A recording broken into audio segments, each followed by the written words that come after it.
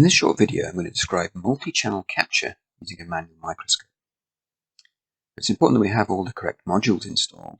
So to go to the Help menu, select About Image Pro, and then select the Licenses tab, we can check our modules. In addition to the capture module, we need to have the multi-channel capture module available. With those available, we can configure Image Pro. So if we go to the File menu and select the options, and select the capture options, we can ensure that we have multi-channel capture available and that we've selected the correct model.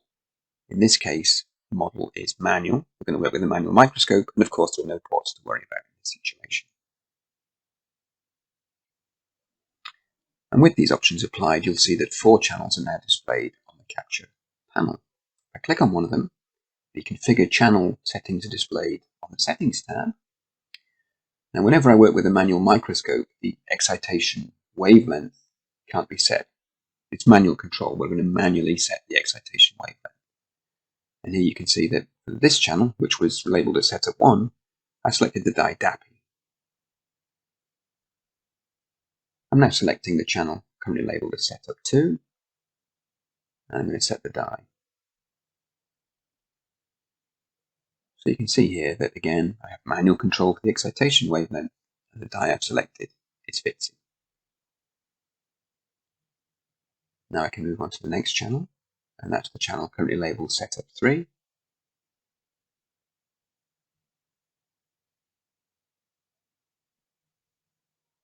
And in this case, I've selected the dye Texas Red for this channel.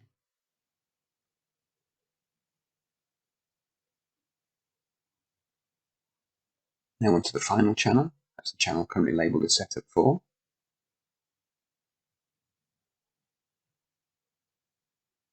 And in this case, I've set this to my bright field channel.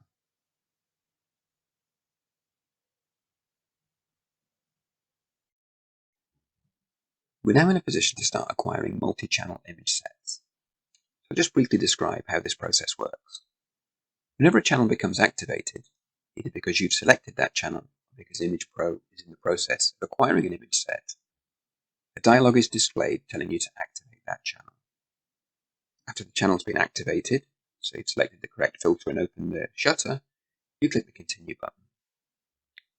When a channel is deactivated, either because it's been manually deactivated or because Image Pro has finished acquiring a set, you see a dialog telling you to deactivate that channel. When the channel's deactivated, you can click Continue. I'm now going to demonstrate this process. The microscope I'll be using has a motorized reflector turret, but I'm controlling it manually. So as far as Image Pro is concerned, it's exactly the same as if the microscope was fully manual. So here I start off by showing the video preview, and for the DAPI channel, I'm selecting the Acquire option for the drop-down menu. I have a drop-down menu for each channel, and I'm selecting Acquire for DAPI, v11, and the Texas Red channels. And when I select the DAPI channel, you can see I get a message telling me to deactivate the channel, which I do, and then I get a preview of the DAPI channel. So I can adjust the exposure. Then I select the v11 channel,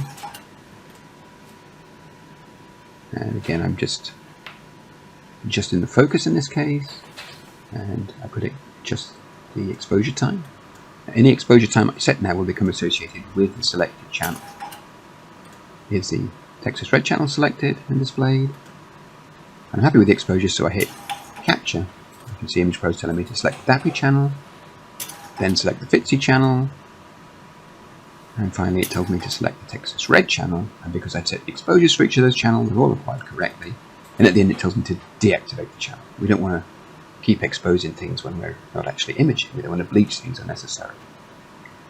So here I'm moving to a new area, so I've selected the DAPI channel. So I'm going to move around, find a nice fresh area,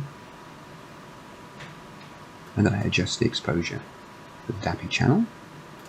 Now I select the v11 channel, and you can see I get the message to activate it.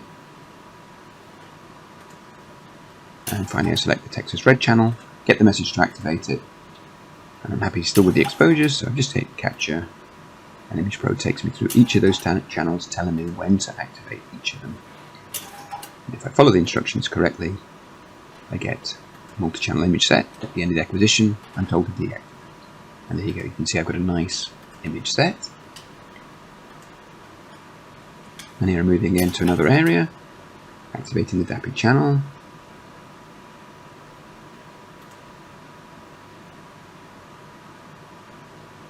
So I'm finding an area I like the look of. Checking the focus. And I select the Fitzy channel, get the message to activate it, which I do. Checking the focus here. And it comes up with the exposure, so go straight to the Texas Red channel. And again, the exposure looks good, so I can hit capture straight away and follow the instructions for each of the channels. And all the correct exposures are restored for each channel.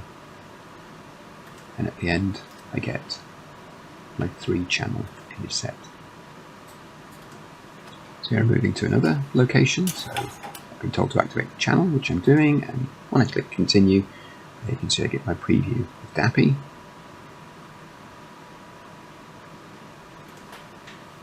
So now I've selected the Fitzy channel, I'm told to activate it, which I do, just in the focus. Looks like the exposure is okay, so I can move on to Texas Red.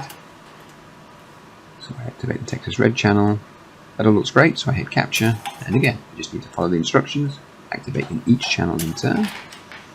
And Image Pro restores the correct exposure for each. And finally I deactivate at the end, and Image Pro builds my nice 3-channel image set.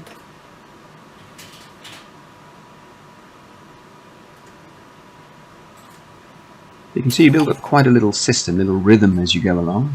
So here I've been told to activate the DAPI channel, which I've done.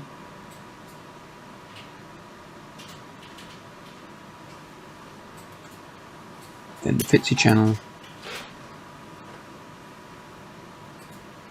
I'm checking the exposure and the focus. Texas Red channel. Exposure looks good, so I can hit capture. And again, we run through the same procedure, activating the channel as Image Pro tells me to do so. And you can see that in this way I've got quite a nice little production line going, and I've acquired several image sets in a short period of time. Thanks for joining me for this short video. I hope you found it useful. If you have any questions, please contact Media Cybernetics and we'll be happy to help.